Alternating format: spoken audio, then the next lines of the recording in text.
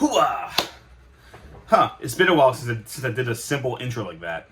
Kind of boring. Anyway, hello everybody, and welcome back to the Collector's Vault, where cardboard is king. My name is Mike, and today I want to talk about this bear market that we appear to be in the collectible world. And this appears to be like not just in collectibles, but even like in the crypto stock world. Like we're seeing a moment right now where a lot of things are dipping down. Now, specifically in the collectible card market, you're definitely seeing a bit of a dip in everything from like Pokemon, Yu-Gi-Oh, Magic. We're all seeing a bit of a dip. Like, although some of the vintage cards are kind of like holding pretty strong, we're even like you know, they're not entirely safe. Even the modern cards are starting to dip down a little bit. Modern sealed product, or even just sealed products as a whole. Like, there are some moments where like cards are just getting cheaper, and this is not me trying to tell people that, hey, like, this is the time to panic sell, because I'm seeing a lot of people panic selling because the prices are not holding up from what they were from last year. You have to realize that 2020 and 2021 both have been crazy phenomenons, really crazy years as far as, well, just in human history. But in the collectible world, I can't believe that so much happened in the last 2 years, where we saw incredible surges in the popularity of trading cards and just general collectibles. Now, I can't speak for every other country, but like, for example, the United States had a very interesting amount of money floating around because of all these like COVID, the stimulus checks, which I'm sure people are familiar with. So that obviously, and the United States has a really big impact on the collectible world. So when people had all this free money to spend, and they just created this huge like vacuum of demand and supply, so a vacuum in the supply increasing the demand. 2020 saw one of the hugest surges in the popularity of collecting cards, and these prices were crazy. Now, obviously, a lot of the people that got into this were probably not people who truly like the card game or truly like collecting. They were just looking for an easy way to make a quick buck. And hey, nothing wrong with it. I flip things. I still flip things now, but those are the kind of people that you don't really want in the hobby, because they're not really collecting for the sake of collecting. At least the majority of them were not. They were just doing it because they wanted to say, hey, what's the big popular thing right now? Oh, Pokemon is? Well, I have an extra couple of $1,000. Let's put it towards that so I can make X amount more money. Again, can't blame people for wanting to do that, but it definitely crashed a little bit when it came to this year, because obviously when that vacuum vanished or filled in, I guess, yeah, the vacuum is vanishing. Anyway, the point is, when that supply now increased to meet the demand, the demand kind of cooled off. So the whole supply and demand thing kind of like, you know, fell apart, because when the demand was starting to go down and the supply was starting to increase, that causes dips like this. And if anything, I think this is one of the greatest times to get into collecting. I mean, obviously things are starting to go down in price. So the point of this video is for me to not tell people to be discouraged and think, oh no, all these sealed boxes and all these PSA graded cards are all starting to go down in price. Like, collecting is gone now. Like, oh, there's no point of collecting. Things are going to go down in price. This is the mentality of people that I just don't like. And that's why I always feel like you don't really need these people in the hobby. This is a time where it's a great time to get into collecting, to increase your, to build up your collection, and to look to the future. It's all about the long-term investments. Flipping is fine, but if you want to make the real money, that's where the long-term comes into play. I mean, like, I guess for like an example, people have realized, like, even though you may have gotten into collecting in 2020, you only lose the money that you invested if you sell right now.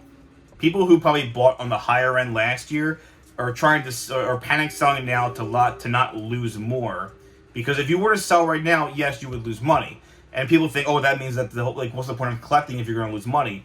But you have to realize that's the point of long-term collecting. I've mentioned many times when it comes to those graphs, there are those high ends and the lower ends.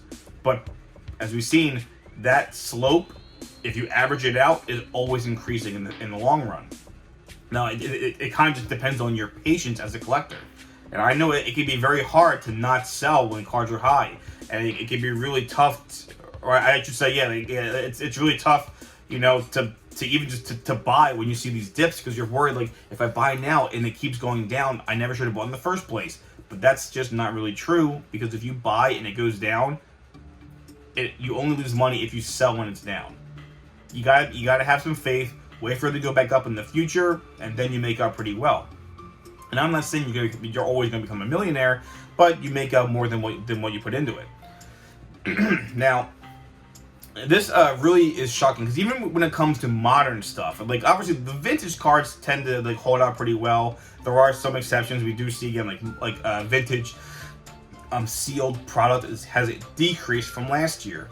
But I'm really also shocked by the modern stuff. Modern sealed boxes, modern cards.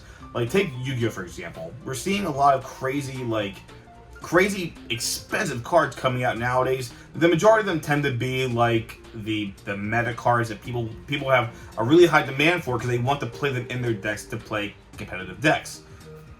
And we also are seeing, like, some high prices with the really crazy, like, hard to find rare, like, Starlight rare cards, ultimate rares, and the tournament packs. Like, so, but then even then, you still see some dips. And the reason why is because people have realized that we're in that period where things are going to go down slowly. Even popular sets like Burst of Destiny, which is probably one of the, like, really, like, more competitive sets we've had in a very long time, those boxes were pushing $90 a piece on the secondary market. That's pretty high for like a newly released booster set. But now you can probably get those boxes for what, like $65 probably? I mean, the cards in there are still great, even though the cards have also gone down in price. It's still a great set, and I think, why not buy now? You know it's going to go up in the future. Take a look at Dawn of Majesty. I said this is probably not the most competitive, but those boxes were somewhat expensive on, like, the higher end. I would say, well, kind of like in the middle, but even those boxes dipped, like, I think they're like $55 right now. And I'm not telling you to say, oh, the product's trash. I'm saying, hey, the product, like, we're in that market where you can get things cheap, and then they are going to go up in price. Take a look at boxes from last year, or some of the older sets like Phantom Rage. That was a box that was going for $45 at one point. I got a decent amount of them for $45, and now the boxes are $70. It just shows you that, like, even when that set gets, like, reprinted, like, all the good cards in that box get reprinted in the Megatins, that doesn't matter. The sealed product is going to go up in the future. It just comes down to your patience. And I think we're going to see that right now. Even with the other crazier sets like Brothers of Legend, which is like the new Battles of Legend set. Like, I know it's probably not going to be, like, people always kind of, like, refer to, like, the sealed modern Yu-Gi-Oh! They always, like, compare it to Eternity Code and to Return of the Duelist, because they were the COVID sets. Take even, like, Battles of Legend Armageddon. It was a COVID set. And Toon Chaos. There's a reason why those sets are so expensive is because of that low supply, high demand. It makes perfect sense. Now, although this year it's, again, it's a bit inverted, there's a bit higher supply, demand is less, that doesn't necessarily mean that the product is trash. It's good product, it's sealed, it's going to go up in the future.